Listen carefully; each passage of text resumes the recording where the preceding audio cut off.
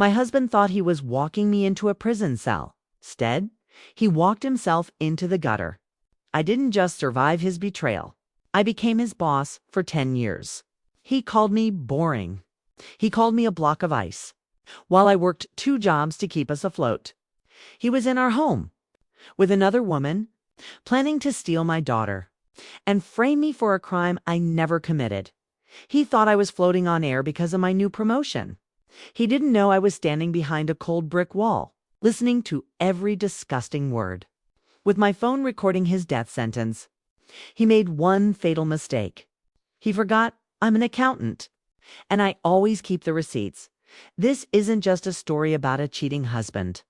This is about the mysterious girl at the gate, and how one 32-minute recording destroyed a 20-year empire in a single morning. The wet pavement of Charlotte looked like shattered glass under the flickering streetlights. It was 6 p.m. on a Friday.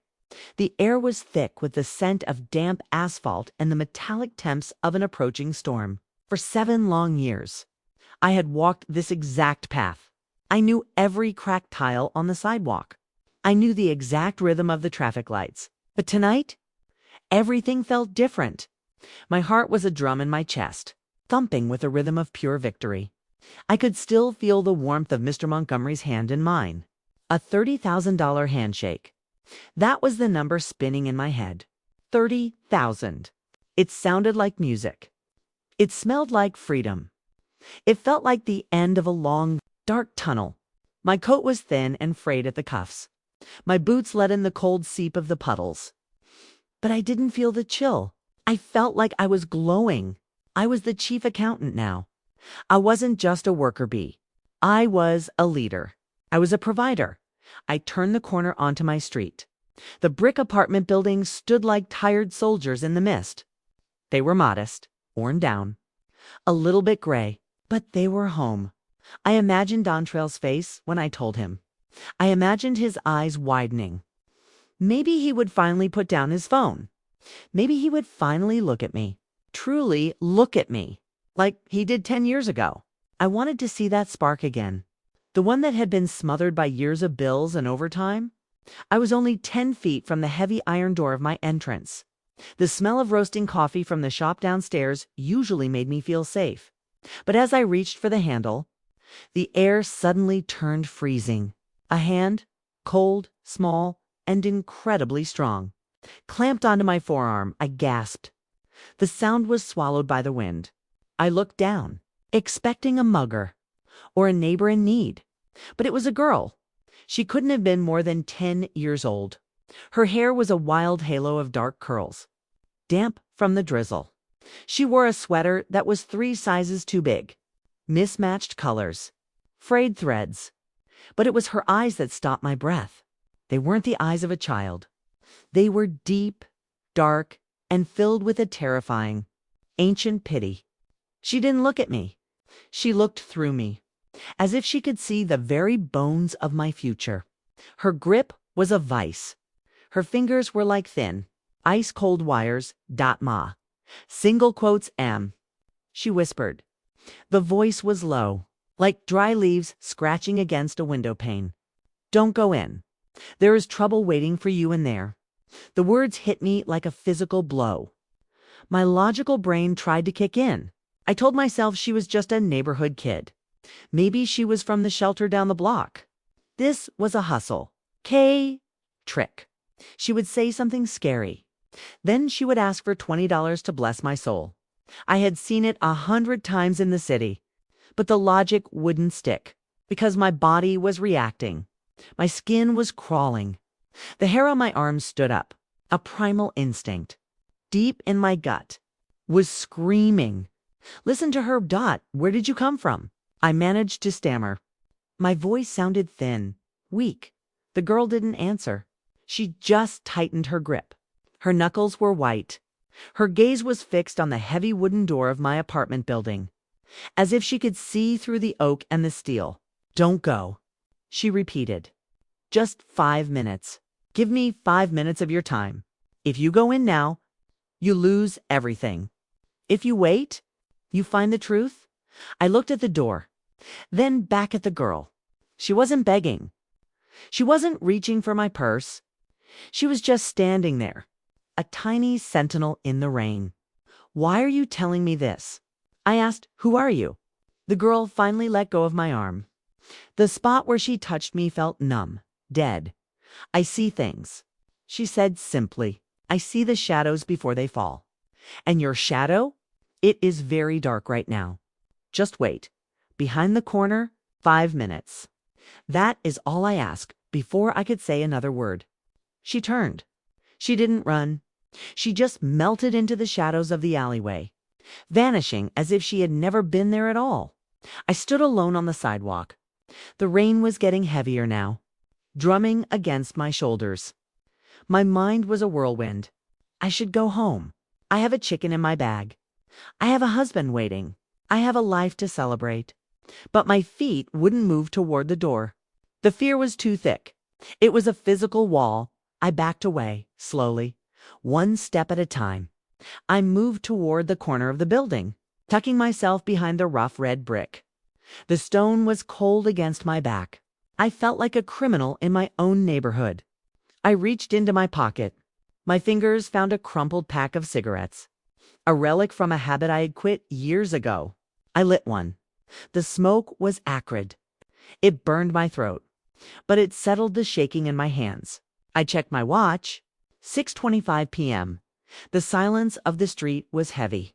The only sound was the distant hum of the city and the frantic beating of my own heart. I stared at the entrance.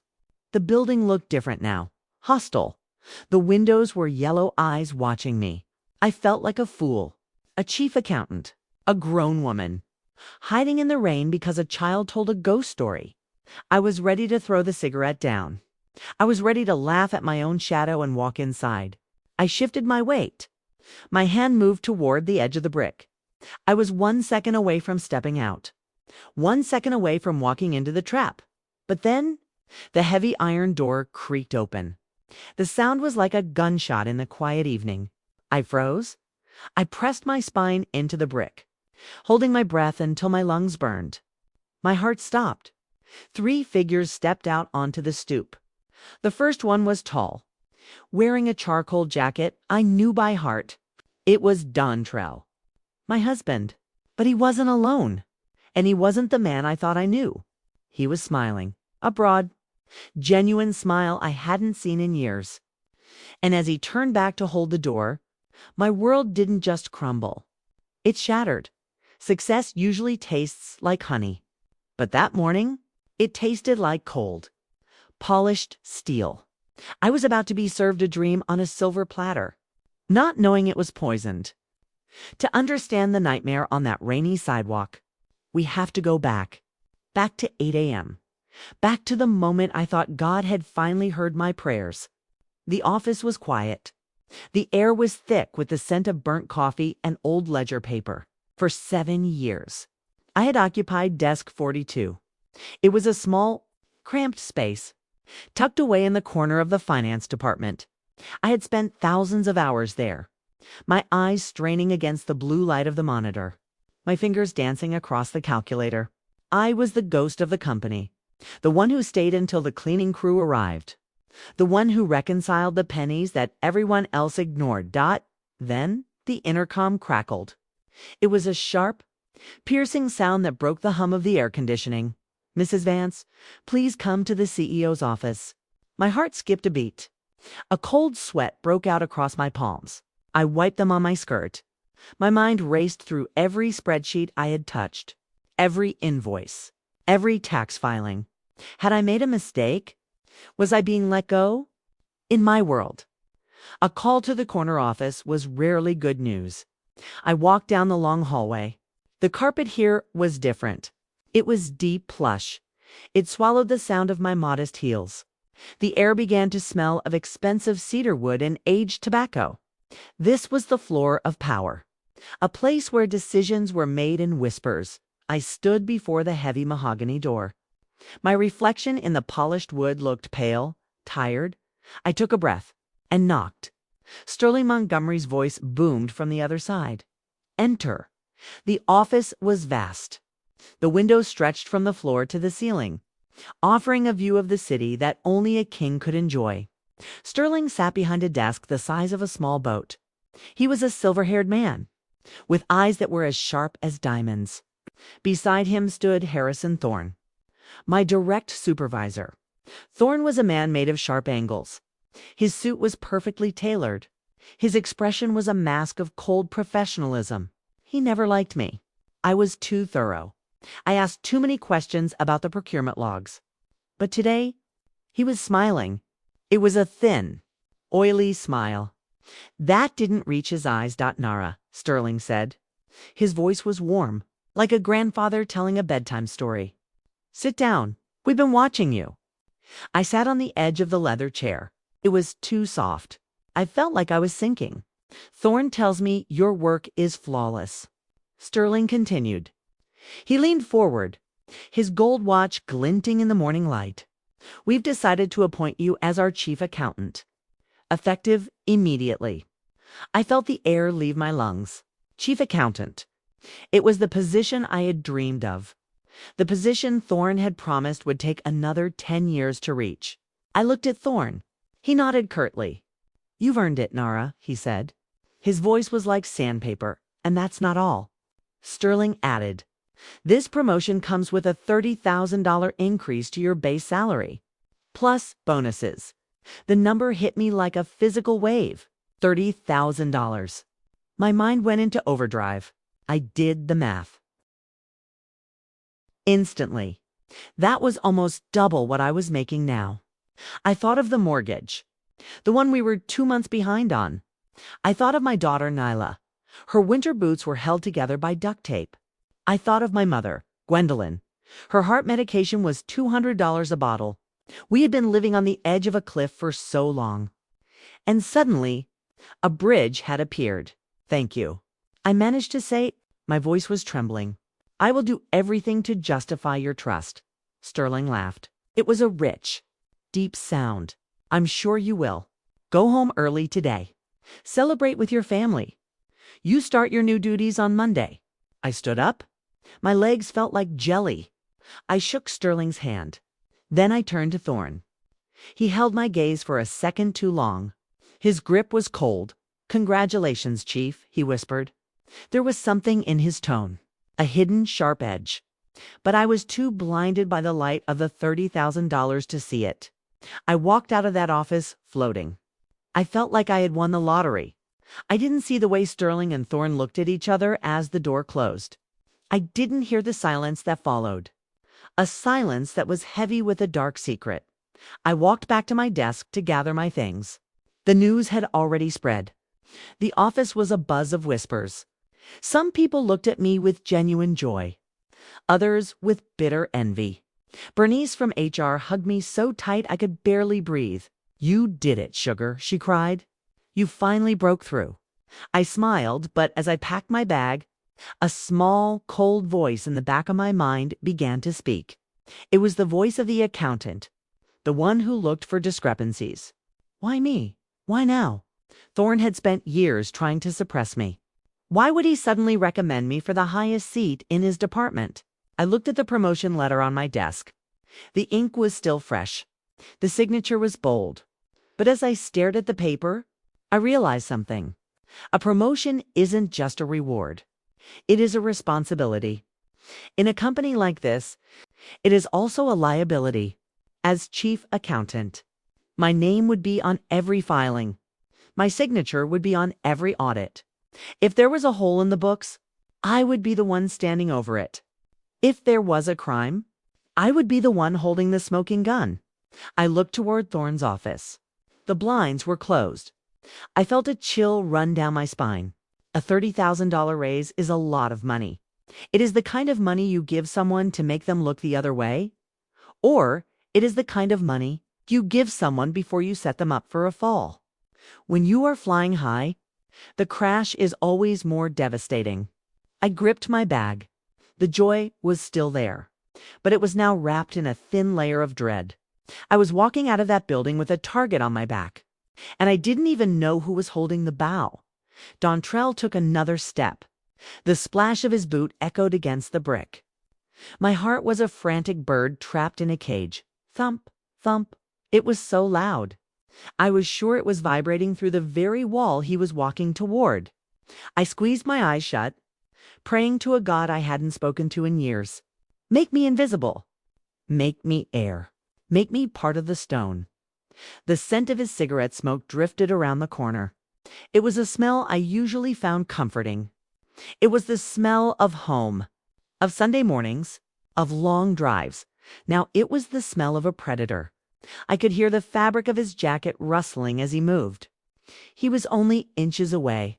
If I reached out my hand, I could touch his sleeve. I could feel the cold dampness of the charcoal wool. I held my breath until my vision began to swim with dark spots. My lungs were screaming for oxygen, but I refused to give them a single molecule. Dontrell Sloane's voice called out from the stoop. It was soft, impatient. Come on. The bus is going to be here in 2 minutes. And it's freezing out here. Dontrell stopped. I could feel the hesitation in the air. It was heavy, thick, like the atmosphere before a lightning strike. He stood there for what felt like an eternity. His shadow stretched long and distorted across the wet pavement, creeping toward my feet. I stared at the edge of his shadow, watching it flicker in the wind. It was probably just a cat. Thorne's voice added. His tone was bored, dismissive. Let's go. We have the reservation at 8. I want to celebrate the beginning of the end. Finally, I heard the sound of Dontrell's boots turning away. The tension in my chest snapped like a dry branch. I let out a silent, shuddering breath. My knees buckled, and I had to lean my forehead against the cold brick to keep from collapsing. I listened to the rhythmic sound of their footsteps fading away, heading toward the bus stop at the end of the block. I waited until I heard the heavy groan of the bus engine, the hiss of the air brakes, the screech of the doors. Only then did I open my eyes. The street was empty again. The rain continued its steady, indifferent drumbeat. I was alone, but I wasn't the same woman who had turned the corner 10 minutes ago. That woman was dead. She had died the moment her husband mentioned the word custody. She had died the moment her boss mentioned the word forgery. I looked down at my hands. They were shaking so violently I had to tuck them into my armpits. I was cold. I was wet. I was broken. But as I stood there in the dark, a new feeling began to rise. It wasn't fear. It wasn't sorrow. It was a white-hot, blinding rage. It was the kind of anger that doesn't scream. It's the kind that calculates. They thought I was a victim. They thought I was a block of ice that would shatter under pressure. They didn't realize that ice, when pushed, becomes a blade. I reached into my bag and pulled out my phone. My fingers were numb, fumbling with the screen. I opened the voice memo app. My thumb hovered over the red button. I looked toward the bus stop. I could see the taillights of the bus disappearing around the corner. They were gone, but they would be back. They had to come back to the apartment to play their parts. I didn't go inside. I couldn't, not yet. I needed a plan. I needed a weapon. I looked at the brick wall, the silent witness to my execution. I realized the girl at the gate hadn't just given me a warning. She had given me a head start. 5 minutes. That was all it took to see the truth. 5 minutes to hear my husband plot my ruin. I checked the time. 6:40 p.m. I had a few hours before Dontrell would return. Pretending to be the tired husband. Pretending to have a headache. I needed to move fast. I needed to gather every scrap of evidence I had kept at home. The backup logs. The personal notes. Everything Thorne thought he had erased. He forgot one thing. I am an accountant. I never trust the first set of books. And I never, ever forget a discrepancy. I straightened my coat. I wiped the rain from my face. My heart was no longer screaming. It was steady. It was rhythmic. It was counting down. Thorne, Dontrell, Sloane. They had written the script for my destruction. But they had forgotten to check the ending. I wasn't going to be the one in handcuffs. I stepped out from behind the wall. The sidewalk was slick. The lights were dim, but for the first time in years, I saw everything with perfect clarity. I wasn't a worker bee anymore. I was a hunter, and the war hadn't even started yet. I began to walk, not toward my door, but away. I needed to call my mother. I needed to secure Nyla, and then I was going to find the one person who could help me burn their plan to ashes. As I walked, I could still feel the cold ghost of that girl's hand on my arm, a silent reminder that the truth is the most dangerous weapon of all. Trust is a luxury. My husband could not afford it, so he traded mine for a promotion. I stood behind that cold brick wall. My lungs were burning from holding my breath. The air on that stoop smelled of Harrison Thorne's expensive sandalwood cologne. It was a sharp, invasive scent. It did not belong in our neighborhood. It was the smell of a man who owned people, not just companies. Beside him, my husband Dontrell stood with a posture I did not recognize. He was not the tired, slouching man who came home to me every night. He was upright, alert, greedy. He was leaning toward Thorne, like a beggar waiting for a gold coin. I could hear the rain drumming on the trash cans in the alley. It was a hollow, metallic sound, but their voices were clearer. They were cold. They were surgical. They were planning to perform an autopsy on my life. While I was still alive, Thorne was the first to speak. His voice was like a scalpel, precise, sharp, unfeeling. It is all about the timing, he said. He flicked a speck of ash from his coat. Monday morning, 8 a.m., I call Nyara into my office. I tell her there has been an internal audit. I show her the spreadsheets.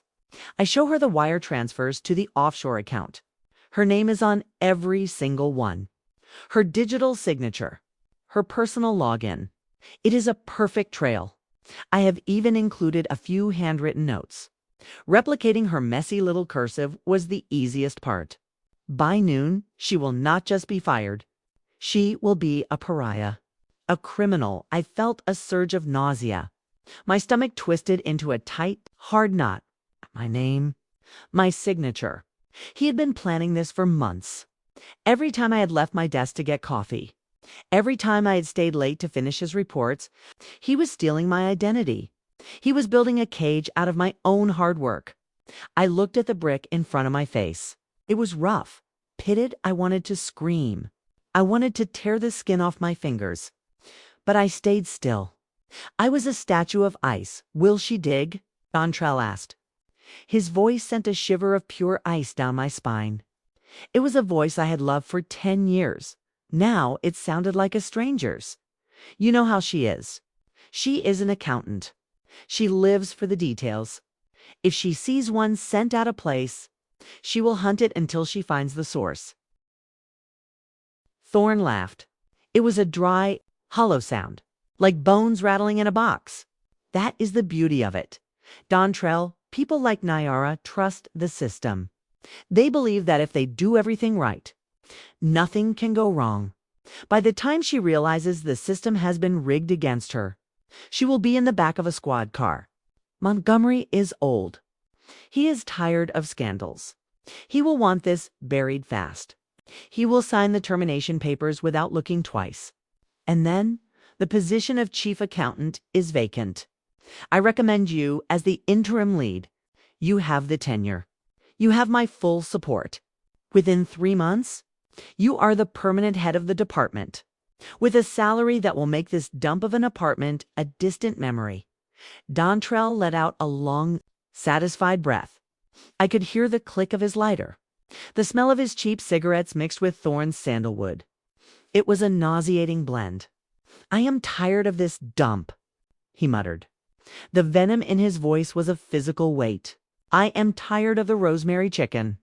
I am tired of the constant whining about the mortgage.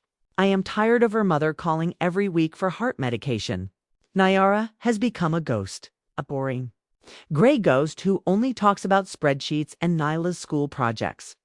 I want a real life. I want Sloan. I want to wake up in a house that does not smell like laundry detergent and... Failure! The words were like needles in my ears. Rosemary chicken. I had cooked that for him every Friday, because he said it reminded him of his grandmother. I had worked 12-hour shifts so he could have that charcoal jacket he was wearing right now. I had sacrificed my youth, my sleep, my sanity, to build a foundation for him, and he called it failure. He called me a ghost. What about the girl? Sloane's voice cut through the air. It was a sweet, high-pitched trill, like a bird perched on a grave. Nyla loves her mother. She is not going to just walk away with us. Dontrell snorted. Nyla is 12. She is at that age where she wants things. Expensive things. Once Nyara is a disgraced fraudster. Nyla will be ashamed of her. I will tell the judge that the mother is unstable, that she was stealing from the company to fuel a secret lifestyle, or a breakdown. Whatever Thorne writes in the report, I will back it up. I will be the grieving Tane, heroic father who stayed to protect his daughter from a crooked mother. No judge in this state will give custody to a woman facing 10 years for corporate embezzlement. We get the house, we get the promotion, and we get the kid. Thorne patted Dontrell on the shoulder. I could hear the heavy thud of his hand on the coat. Exactly. It is a clean sweep. A total liquidation of Elena Vance. By the time the dust settles, she will be a memory. A cautionary tale about what happens when a little worker bee gets too greedy. Are we clear, Crystal? Dontrell said. I could hear the grin in his voice. I could see it in my mind. That crooked, charming smile that had made me say yes 10 years ago. It was a mask. It had always been a mask. I leaned my head against the brick. The rain was cold, but my blood was boiling. They were not just talking about a job. They were talking about my soul. They were talking about stealing my child. They were talking about a murdered reputation. They were building a blueprint for my destruction. And they were doing it with a smile. I looked at my phone. The red recording light was a tiny, glowing eye in the dark. It was watching them. It was listening to them. It was gathering the fuel for the fire I was about to light. Monday morning was coming. Thorne thought he was the architect.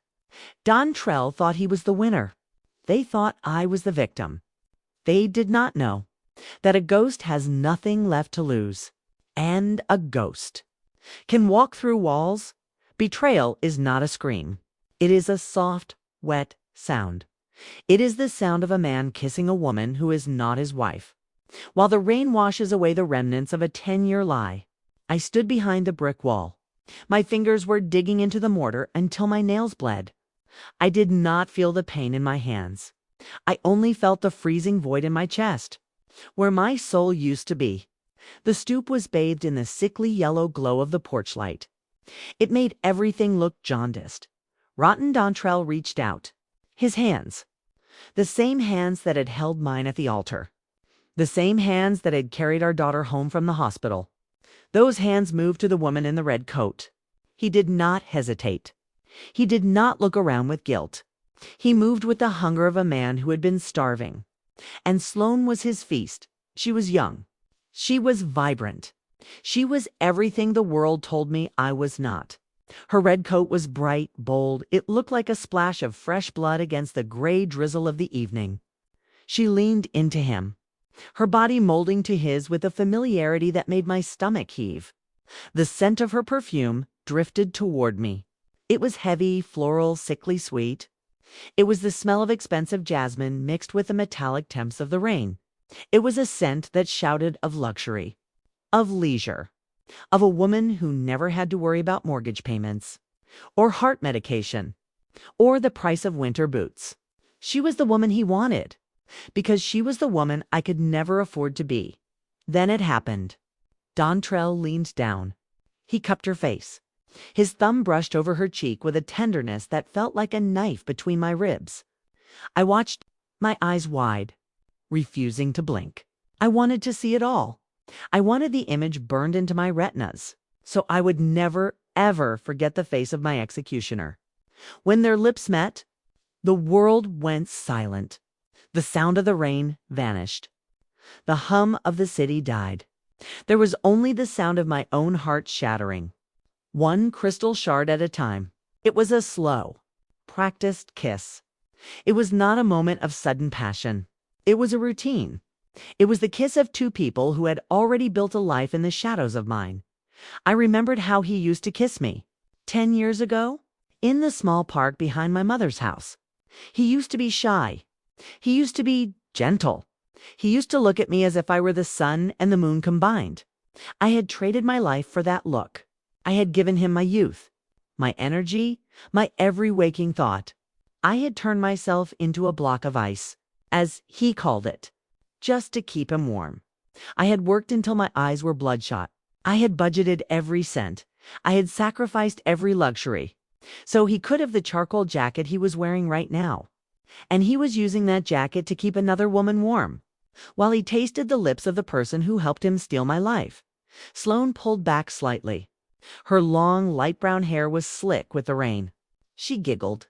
It was a high, tinkling sound, like glass breaking on a marble floor. "Dontrell," she whispered. Her voice carried through the damp air with terrifying clarity. "Can you imagine? You will be the new department lead, and I will be right there with you. That is what we wanted, right?" Dontrell didn't answer with words.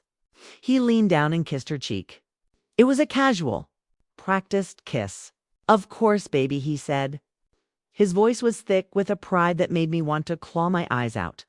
"Everything is going exactly as we planned. And after that?" Sloane asked. She looked up at Thorne, who was standing just a few feet away, watching them like a proud father at a wedding.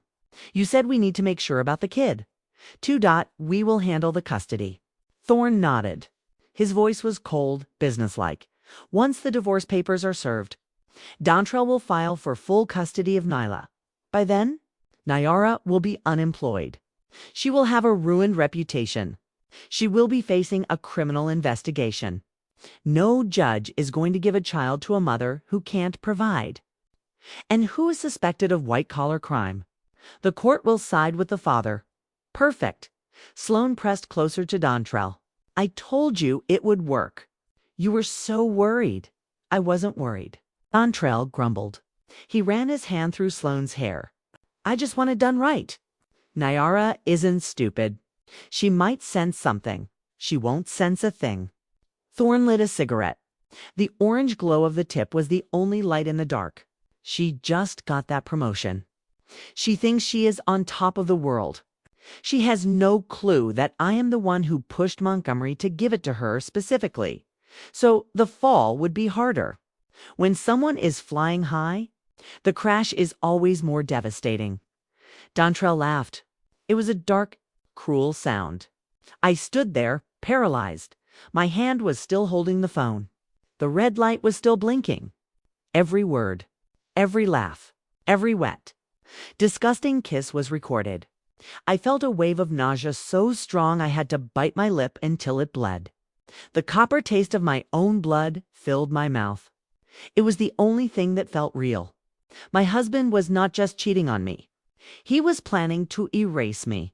He was planning to take my daughter, to give her to this woman in the red coat. I looked at Sloane. She was smiling. She looked so happy. She looked like she was standing at the beginning of a beautiful story. She did not know that she was standing at the scene of a crime. She did not know that the woman she was replacing was only 5 feet away, watching from the darkness. She did not know that the ice she laughed at was currently turning into fire. The three of them began to move. Thorne headed toward his black sedan. Dontrell and Sloane walked toward the bus stop. Their arms were linked. They looked like a perfect couple. A successful man and his beautiful partner, heading out for a celebratory dinner. Paid for, no doubt, with the money Thorne had stolen from the company. I stood behind the wall for a long time after they were gone. The silence was deafening. The air still smelled of jasmine and smoke. I looked at the porch light. It flickered and died, leaving me in total darkness. I was a ghost, just like Dontrell said. But ghosts have a way of haunting those who killed them. I pulled the phone back and looked at the screen. 32 minutes. 32 minutes of pure, unadulterated betrayal. My hands were no longer shaking. They were cold, steady. My heart was not breaking anymore. It was hardening into a stone. a stone I was going to use to crush them. Dontrell wanted a real life. Thorne wanted a fall. Sloane wanted my daughter. They were all going to get exactly what they deserved. I tucked the phone into my inner pocket, close to my heart. It felt heavy. It felt powerful. It was the only thing I had left in the world, and it was enough. I turned away from the building. I did not go inside. I could not breathe the same air they had just poisoned. I walked into the rain. The water was cold, but I welcomed it. It felt like it was washing away the last traces of the woman who loved Dontrell Vance.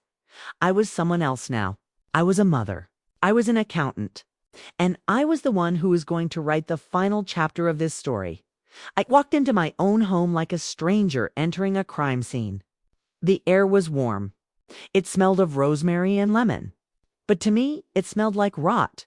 I had 32 minutes of poison tucked in my pocket, and a monster sitting on my sofa. The apartment was quiet.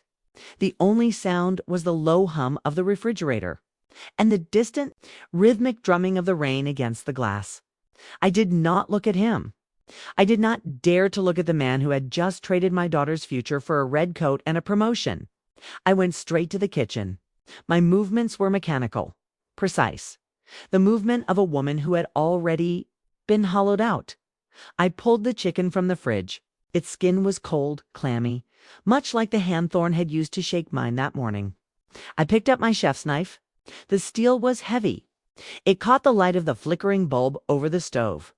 I began to chop the rosemary. Thud, thud, thud.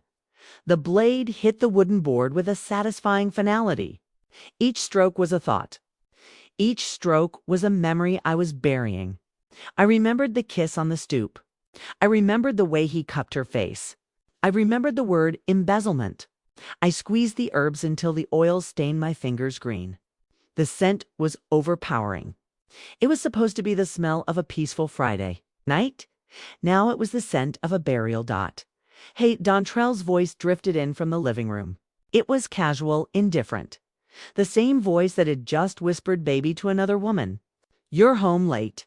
I didn't turn around. I kept my back to him, facing the stove. The blue flames licked the bottom of the pan. I felt the heat on my face, but I was still freezing from the inside out. Traffic, I said. My voice was a flat line. No emotion. No tremor. I had spent years practicing this tone.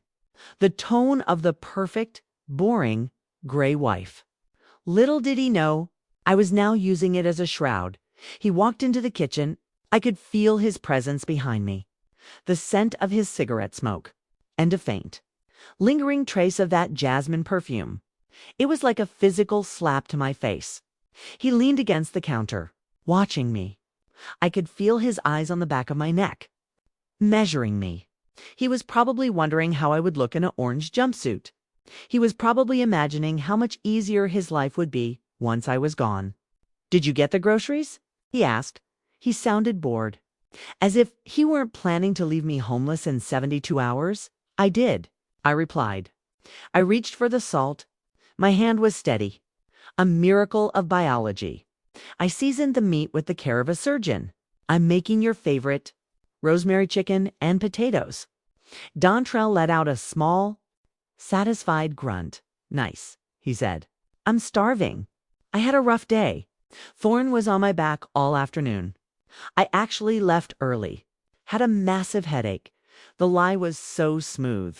It was polished. It was a masterpiece of deception. If I hadn't been standing behind that brick wall, I would have felt sorry for him. I would have rubbed his shoulders. I would have brought him aspirin.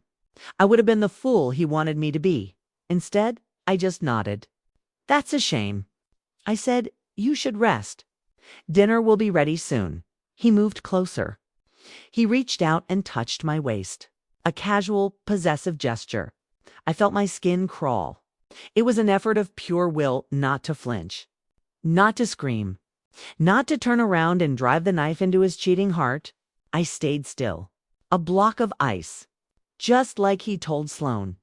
He leaned down and kissed my temple. His lips were dry. They felt like a brand.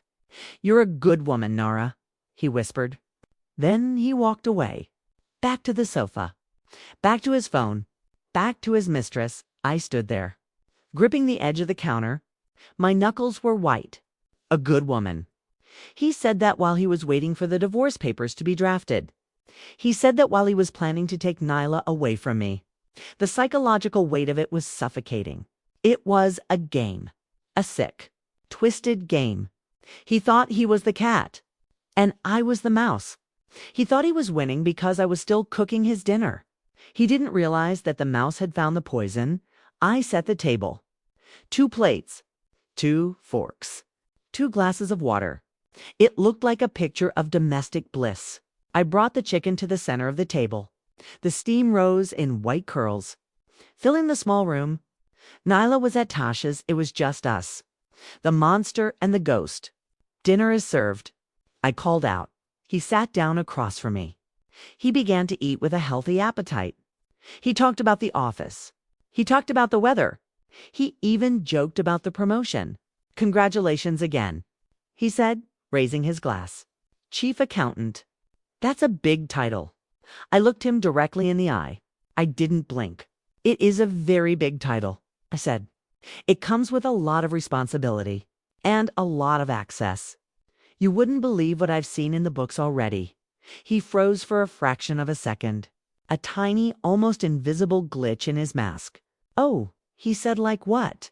Discrepancies, I said. I took a small bite of the chicken. It tasted like ash. Forgeries. Someone has been very busy. Dontrell Thorne thinks he's hidden the tracks. But an accountant always finds the hole in the bucket. He laughed. It was a forced, hollow sound. Well, that's why you're the best. Right? You'll fix it. I smiled. It was the first time I had smiled since the girl at the gate stopped me. Oh, I'm going to fix it. I said, I'm going to fix everything. Monday morning is going to be a very big day. He went back to his food, but he was eating slower now. The air in the room had changed. It was heavy, charged with an unspoken electricity. He thought I was talking about work. He thought I was being the diligent worker bee he could use as a scapegoat. He had no idea that I was describing his funeral. I watched him swallow. I watched the way his throat moved. I realized then that I didn't hate him anymore. Hate requires energy. Hate requires a connection. I felt nothing. He was just a variable in an equation that needed to be balanced. We finished the meal in silence. The only sound was the clinking of silver against china. It was the most tense 30 minutes of my life. Every time he looked up, I offered him a calm, patient gaze. Every time he reached for the water, I watched his hand. The silence was a weapon. I was using it to bleed him dry. And he didn't even know he was wounded. He stood up and stretched. Great dinner, babe. I think I'm going to head to bed early. This headache is killing me. I stood up too. I began to clear the plates. Of course, I said. Get some sleep. You'll need your strength for next week. He walked out of the kitchen. I listened to his footsteps fading down the hall. I heard the bedroom door click shut. I stood alone in the kitchen, surrounded by the scent of rosemary and betrayal. I reached into my pocket and pulled out the phone. I looked at the recording. It was still there, secure. I looked at the sink, at the dirty plates, at the life I had built for a man who didn't exist. I didn't cry. I didn't break. I just picked up the sponge and began to wash, one plate at a time. The water was hot. The soap was thick. I was cleaning the house. I was preparing for the war. And as I scrubbed the grease from the pan, I realized the monster was finally asleep. But the ghost was wide awake. The clock on the nightstand ticked like a countdown to a bomb. Beside me, the man I had loved for a decade was snoring. He was dreaming of a life without me. I lay there, my eyes wide, staring at the ceiling. The room was dark, save for the occasional flash of a passing car's headlights. They swept across the walls like a searchlight, briefly illuminating the wedding photo on the dresser. We looked so happy in that frame, a lie captured in glass and silver.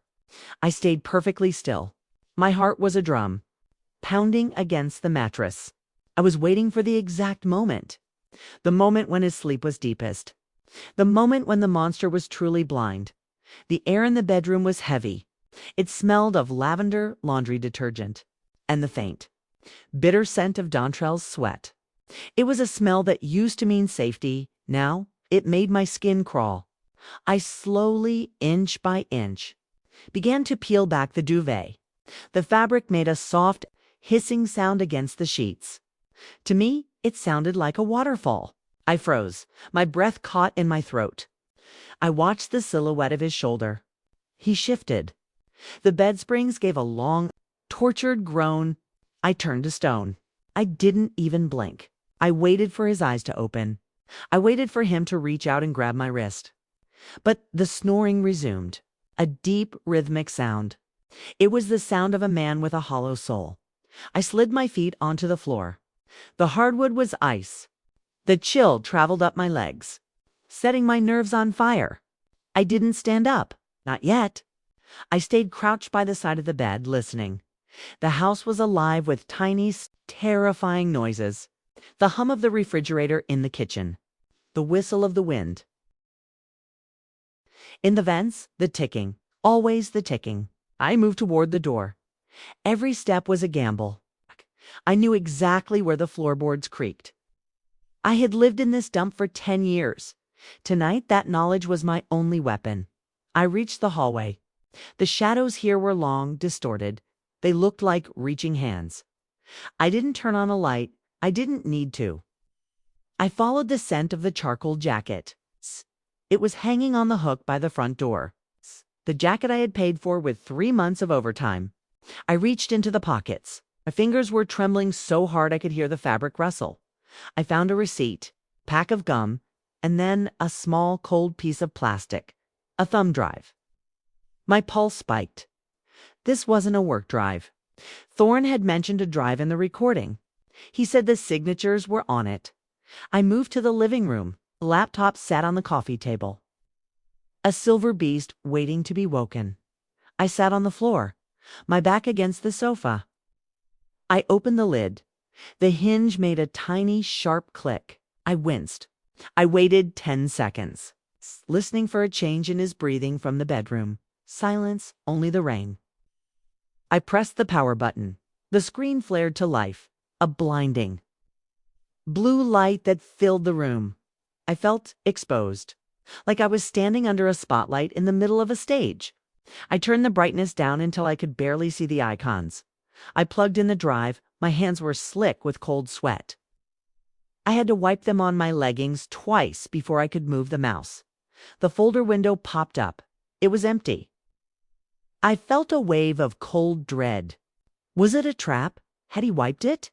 I began to dig. I looked for hidden files. I looked for encrypted partitions. I am an accountant. I know where people hide the numbers they don't want the world to see. I found a folder titled Project X tucked inside the system drivers. I clicked. My breath stopped. There they were. Dozens of PDF files. Each one was an invoice. Each one had my name at the bottom. My signature, it looked perfect. It's the loop of the N, the sharp cross of the V. But as I zoomed in, I saw it. It's a tiny, microscopic jitter in the line. A digital tremor. A forgery created by a machine, not a hand. My name was being used to move millions. Thorne had been siphoning funds into a shell company called Blue Horizon, and I was the one holding the bag. I felt a surge of nausea. This was the evidence Thorne was going to present to the CEO on Monday. This was the rope they were going to hang me with. I began to copy the files to my own cloud storage. The progress bar moved with agonizing slowness. 10%, 20%. Every second felt like an hour. Looked toward the hallway. The darkness there felt solid. It's like a wall. Then I heard it. A floorboard creaked. It wasn't the wind. It wasn't the house settling. It was the sound of a footstep. My heart stopped. I stared at the hallway. A shadow moved. It was tall. It was coming toward the living room. I didn't have time to close the laptop. I didn't have time to hide. I was caught. The blue light of the screen was reflecting off my face, telling the monster exactly where I was. Dontrell, I whispered. My voice was a tiny, broken thing. The shadow stopped at the edge of the room. I could hear his heavy, measured breathing. The scent of his smoke filled the air. My thumb hovered over the power button. My entire body was vibrating with terror. If he saw the screen, it was over. The divorce, the custody, the revenge. Everything would die right here on this floor, Nara. His voice was thick with sleep, but there was a sharp edge to it. What are you doing up?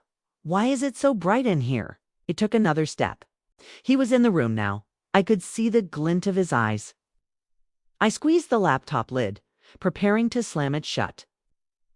I had one chance to lie, one chance to survive the night. I felt the sweat drip down my spine. The progress bar hit 99%. I told him I was looking for my heart medication. I told him the storm was making my chest tight. He bought it. He always bought my lies because he thought I was too simple to tell them. He watched me walk back to the bedroom. His eyes were cold and indifferent. He didn't even notice the thumb drive hidden in my palm, or the way my knees were shaking. I lay back down in the dark, beside the monster. I didn't sleep for a single second. I watched the clock. I watched the sunrise. As soon as the light hit the window, I left. I didn't leave a note. I didn't make breakfast. Took Nyla to my mother's house and told her to stay inside, to lock the doors. And then I drove downtown. Charlotte was waking up in a haze of gray fog. The glass towers reached into the clouds like jagged teeth. I stood in front of one of them. The sign in the lobby was made of brushed steel. Brooks and Associates. Family and corporate law. I took the elevator to the 20th floor. The air inside was pressurized, quiet. It smelled of expensive leather, fresh lilies, and the dry metallic scent of old money. My heart was beating a slow, heavy rhythm. I wasn't just a victim anymore. I was a witness. The receptionist was a woman with perfectly manicured nails. She looked at my frayed coat and my tired eyes. "Can I help you?" she asked. Her voice was as cold as a mountain stream. "I have an appointment with Kezia Brooks," I said. I didn't blink. I didn't stutter. I spoke with the authority of a woman who had seen the bottom of her own grave. She checked the screen. Then she nodded. This way, I was led into a corner office. The walls were lined with books, bound in dark leather. The windows offered a view of the entire city. In the center of the room, behind a desk carved from a single piece of oak, sat the woman who was going to help me burn it all down, Kezia Brooks. She was wearing a suit the color of the midnight sky. Her hair was pulled back into a sharp, sleek bun. She didn't look like a lawyer. She looked like a general. She didn't offer a polite smile. She didn't ask about the weather. She just looked at me. Her eyes were dark, piercing, and filled with a terrifying intelligence. "Elena Vance," she said. Her voice was like velvet over gravel. Deep, smooth, dangerous. "It's been a long time since high school." I sat down in the leather chair. It felt solid, unlike the world I had left behind. "I need your help, Kezia," I said. I pulled my phone from my bag. "My husband and my boss are trying to kill my life. They want my career. They want my reputation. And they want my daughter." Kezia leaned forward. The gold pen in her hand caught the morning light. "People try many things, Nara," she said. "Very few of them succeed. What do you have?" I didn't speak. I just hit play. The recording started. The sound was grainy, but clear. The sound of the rain, the sound of the stoop, and then the sound of Thorn. Monday morning, 8 a.m., I call Nara into my office. I show her the spreadsheets. I show her the wire transfers. Her name is on every single one. Kezia's expression didn't change as the recording played. She didn't gasp. She didn't flinch. She listened with the stillness of a predator. When the part about Nyla came, it's the part where Dontrell called me a block of ice. It's the part where he promised Sloan they would take my child. I felt the tears start to burn my eyes, but I didn't let them fall. I watched Keziah. I saw a tiny, sharp glint in her eyes. A spark of cold, professional fury. The recording finished. The silence that followed was heavy. I could hear the hum of the city through the glass. I could hear the ticking of a grandfather clock in the corner. Keziah set her pen down and made a sharp, final click. That, she whispered. It's the sound of a 30-year career ending in 32 minutes. She looked at me. Her gaze was as sharp as a razor. You realize what you have here? This isn't just a divorce. This is a criminal conspiracy.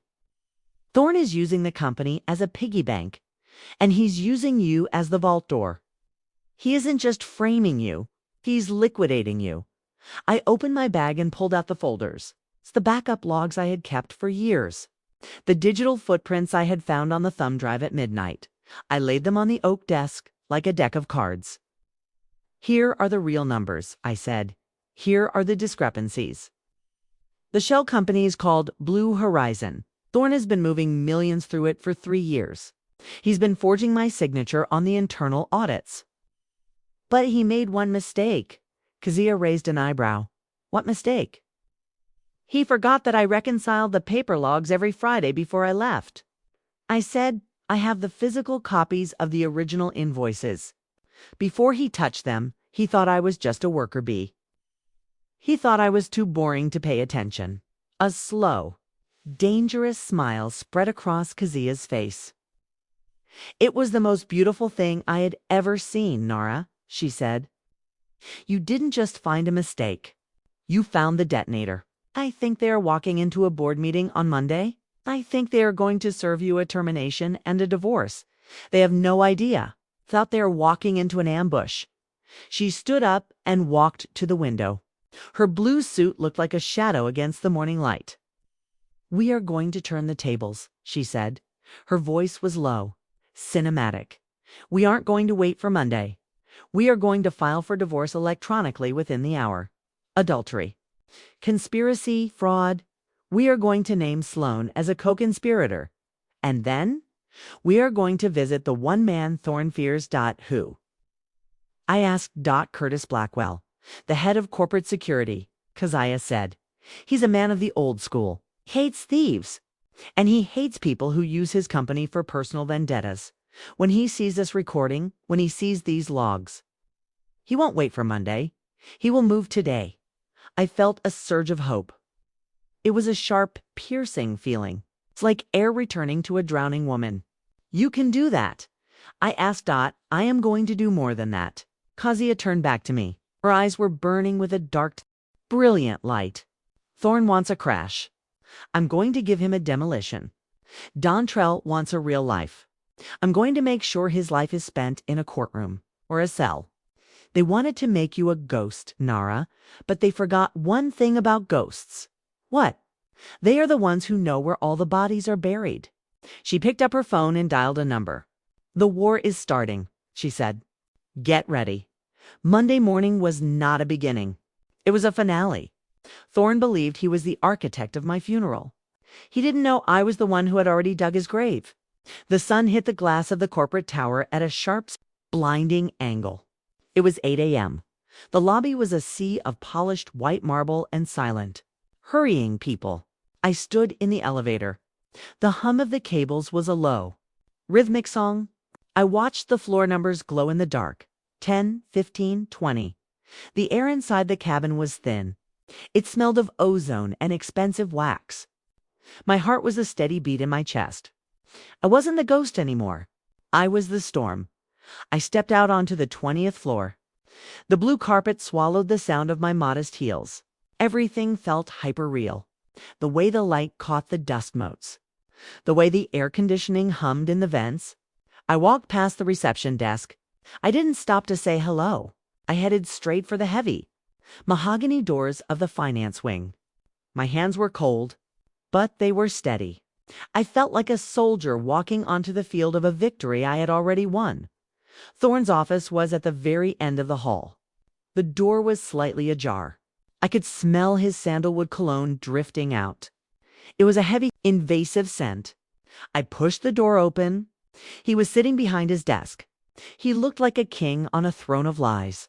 His charcoal suit was perfectly tailored. His silver hair was brushed back.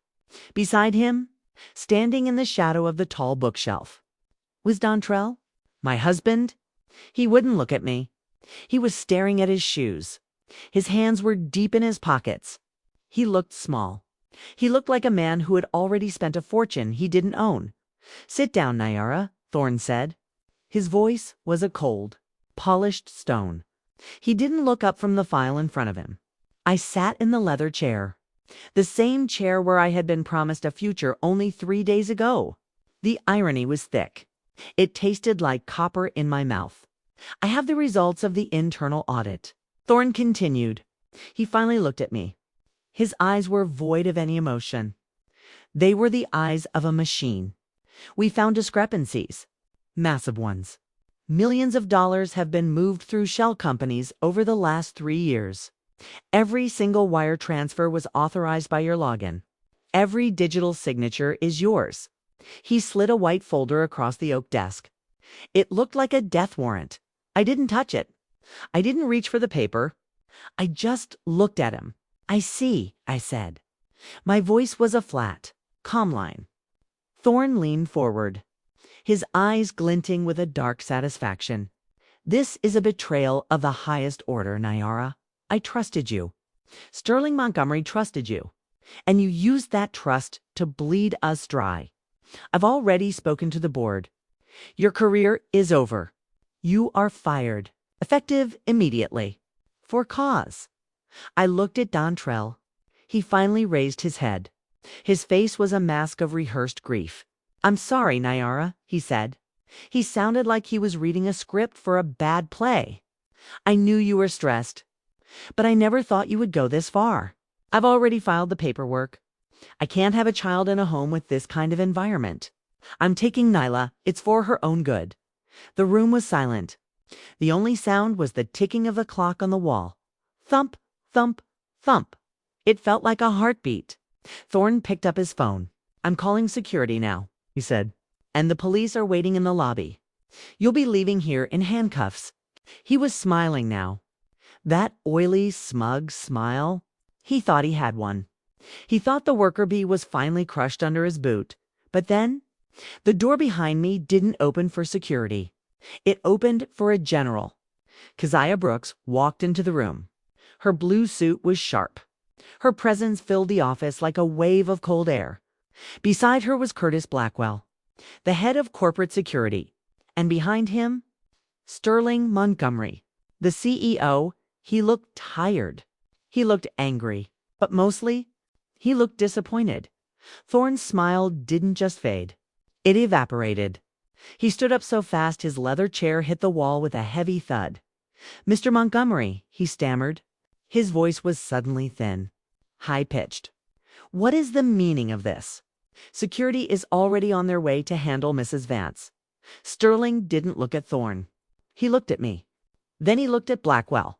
"Play the tape," Sterling said. His voice was a low growl. Blackwell pulled out a small, digital recorder. He pressed a button. The room was suddenly filled with the sound of rain, and the sound of a stoop. And then Thorne's voice. "Monday morning, 8 a.m., I call Nyara into my office. I show her the spreadsheets." Thorne's face turned the color of ash. He reached for the desk to steady himself. His hands were shaking so hard the pens on his desk began to rattle. The recording continued. Every word, every laugh, every wet, disgusting detail of their plan to ruin me, to forge my name, to steal my child. Dontrell tried to move toward the side door, but Blackwell stepped into his path. A wall of solid, unyielding muscle. "Stay right there," Blackwell said.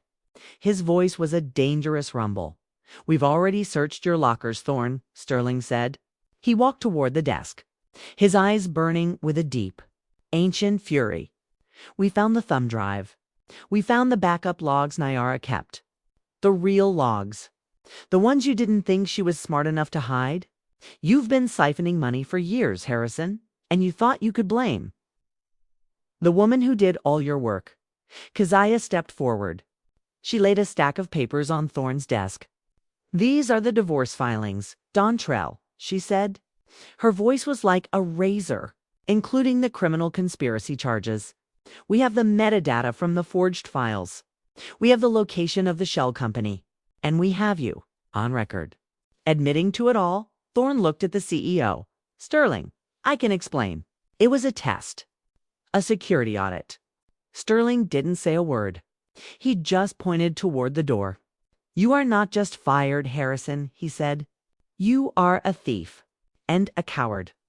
Blackwell, take them both to the holding room. The police are waiting." I stood up. I straightened my coat. I didn't look at Thorne as he was led out in handcuffs. I didn't look at Dontrell as he began to sob, begging me for mercy. I didn't offer a single word. I looked at the window. The city was still there, bright, beautiful, and for the first time in 10 years, it belonged to me. Sterling turned to me. His eyes were filled with a deep apology. "Nayara, I am so sorry." He said, "I want you to take over this office, permanently. I want you to be the one who cleans up this mess." I looked at the mahogany desk. I looked at the view of the city. I didn't feel like a ghost anymore. I felt like a queen. I walked toward the window. The sun was warm on my face. The war was over. I had my daughter. I had my career. And I had the truth. As I watched the squad cars pull away from the building, I realized the girl at the gate was right. Trouble was waiting for me. But she forgot to tell me that I was the one who was going to win. The winter was over. Finally, the air in Charlotte didn't smell like wet asphalt and betrayal anymore. It smelled of blooming dogwoods, fresh cut grass, and the sweet, lingering scent of freedom. It had been 4 months since the morning Thorne and Dontrell were led out of the office in handcuffs. 4 months since I stood in a courtroom and watched a judge return my life to me. I was the chief accountant now. My office was filled with the scent of fresh lilies, not old tobacco and secrets. Nyla was happy. She was sleeping through the night again. Her laughter was the only music I needed. We were building a home. A real home. One that wasn't built on a foundation of lies and rosemary chicken. It was a Saturday in April. The sun was a warm, gentle hand on my back as I walked home from the grocery store. I was carrying a bag of fresh strawberries and Nyla's favorite magazines. I felt light. I felt visible. I wasn't the gray ghost anymore. I was a woman who had walked through fire and come out with skin made of iron. But as I approached the heavy iron gates of my apartment complex, a sudden familiar chill swept across the sidewalk. The warmth of the sun seemed to vanish. The air turned thin, cold. It smelled of ancient dust and ozone. I stopped. My heart gave a single, heavy thud. Standing by the brick wall, in the exact same spot where she had stopped me that November night, was the girl Sela. She wore the same mismatched sweater, the same long, frayed skirt. Her hair was still a wild, dark halo around her head. But in the bright, unforgiving light of a spring afternoon, something was wrong. I looked at her feet. There was no shadow. The sun was behind her. The trees cast long, dark shapes across the pavement. But beneath Sila's boots, the concrete was clean. "Blank. Hello, ma'am," she said. Her voice was a soft, melodic whisper. It didn't sound like it was coming from her mouth. It sounded like it was vibrating inside my own skull. Asterisk Sela, I breathed. I set my bags down on the sidewalk. I felt a surge of gratitude so strong it made my eyes sting. "I've looked for you. Every day. I wanted to thank you. You saved me. You saved my daughter." The girl didn't smile. Her eyes were deep, dark.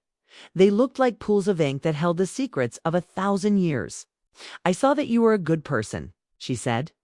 Her voice was steady, unmoving. "Good people are rare. They are worth the effort." I reached into my purse. I pulled out a stack of bills. $300. It was all I had on me. "Please," I said, "take this. Get something warm to eat. Buy a new sweater." I want to help you. Sela looked at the money. She didn't reach for it. She didn't look excited. She looked at the bills as if they were nothing more than dead leaves. She reached out. Her fingers were small, thin, and as cold as the depths of the ocean.